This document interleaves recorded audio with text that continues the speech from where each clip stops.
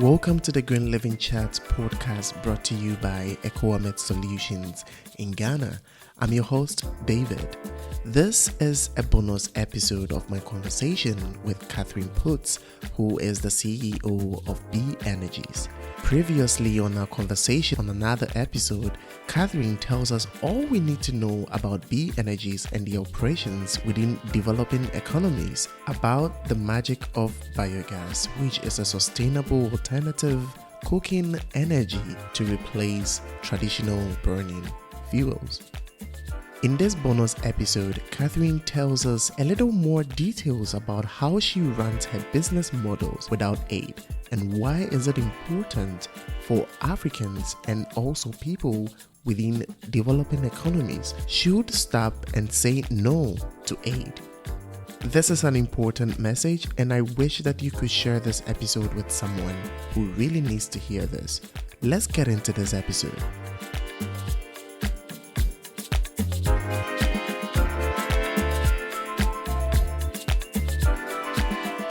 There was something you mentioned earlier, and I just want us to just highlight it just in a bit. You mentioned something about the problem or the issue with foreign aid, right? So how does your business model work without the foreign aid specifically? We can afford to work without foreign aid because we have a business model for our customer. We have a very simple technology that we can produce efficiently. And because we're working without aid, we have come up with a structure of the company that's highly efficient. Yeah, we don't have an overhead. We're two people here. Yeah, so we have moved everything towards a digital infrastructure. Everything is available in a digital form, and with the trainings that we provide, people are nearly completely independent. Yeah, from the very start. Why can we work without aid? The business model for our customer, I've already explained, is to sell biogas. That means with the sale of biogas, the biogas producer earns money and can quickly pay off the system. Yeah, his or her investment. So now, because we create the ability to pay for the biogas system, also the installer benefits and the distributor also. So it is not necessary to subsidize our technology because of that business model for the end customer. Yeah? What might be necessary or is definitely beneficial to the whole thing to work is a micro loan to the biogas system's owner, yeah, so that he can access the technology in the first place and then pay back. But it's not only this. I mean, of course, this is deliberately developed that way to make it independent of development aid. But the idea behind it is that we want to make sure we stay out of that game that the aid industry plays. Because for me, accepting the money for the biogas sector means that I automatically support the creation of an unfair market, of unfair competition. Yeah, I am part of the market distortion because I am maybe just better at fundraising than somebody else, and that somebody else is then already outcompeted. This is how it works, and we struggle with this a lot because if not everybody sees it that way, then we are the ones outcompeted. Or we have to have a double good offer, which is still better than all the other guys who are heavily financed. Yeah, I mean, this is really an extreme challenge, but the great advantage is that we are finding more and more African partners who say, I know exactly that this is our problem. This is exactly what's putting us into this position where we don't seem to develop, where we don't seem to be able to really create markets and develop markets. So I want to be part of this movement where we prove that we can do it as long as we are not dependent on this external funding. And this is a great motivation for me to get more and more people who choose us because of that reason. Yeah. Maybe I can add one more component to our business model, because you asked about the whole aid dependency of other biogas companies and why we are not. There is something else, because, you can also just look for investors and give you money.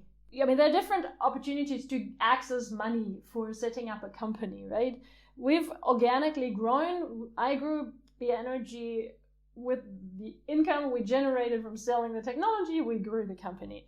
So far, I always rejected even investors because most of them, or actually all of them, came from Western countries. And what I wanted to really prevent is that somebody from outside the continent makes a decision about this technology being available and offered on the continent. Because how can we be sure that it's really what you want and what is needed? So I wanted to give that first decision to somebody from Africa. So I've been waiting for this moment where an African investor says, you know what, I really like your product and your approach. I want to invest. It happened about a year ago that somebody, I would say, most people probably know from the energy sector, contacted me and offered to invest and help us boost the business.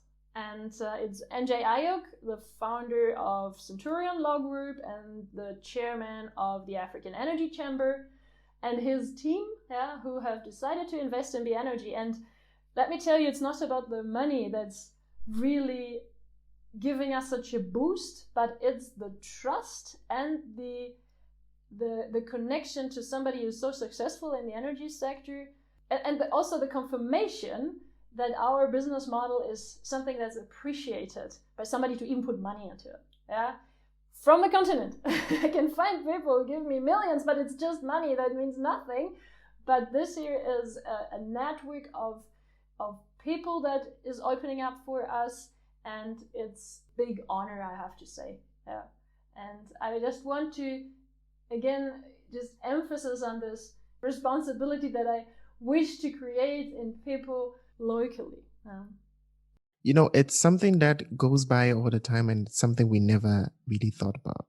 You know, honestly, until you sent me that link to the video, I watched it and I was like, let me think for a second. This is very true about aid. It's something that I honestly never thought about, because I just thought that, yeah, they are helping, and yeah, but we never thought about, you know, the consequences that is bringing actually on us. And I just want to say that really, thank you so much for what you do. Thank you so much for the passion with which you bring this change, try to educate people, and even bring them jobs with this, you know, amazing initiative. Thank you so much for listening to this episode of the Green Living Chat. Our goal here is to discuss emerging environmental issues and challenges and find possible solutions to educate the public. So why don't you get in touch with us on all our social media platforms at EcoAmet Solutions, or visit our website www.ecoametsolutions.com, and we'll be excited to hear from you and engage with you. Consider giving us a star rating on Apple Podcasts or wherever you get your podcast. See you on the next episode. Until then, live green.